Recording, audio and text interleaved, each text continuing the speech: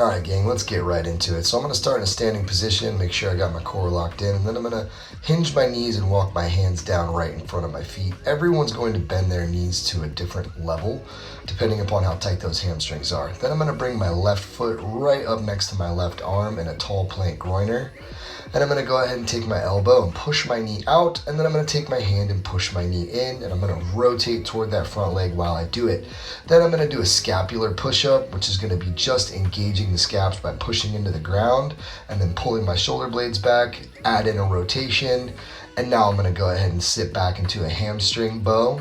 I'm stretching that front hamstring pretty good, making sure I keep the whole foot down. Back into my tall plank groiner. I'm going to return to my plank, and then I'm going to go ahead and set myself up into quadruped and walk my hands all the way back to the front of my feet. And I'm going to stand all the way up and breathe out. Take my second breath. Again, I'm going to hinge my knees. Everyone's knees are going to bend to a different level, as long as they're bending enough to where you can get your hands flat on the ground and you feel a really nice hamstring and calf stretch. Coming back out into my plank, I'm now moving to the opposite side. I'm going to take my right foot up next to my right hand. I'm going to hold that plank for just a second. I'm going to drive that right knee out. Then I'm going to take my hand and rotate my knee in toward my chest. Do my scap push-up. You got a little bit better angle on it there. And then I'm going to open myself up with a thoracic rotation.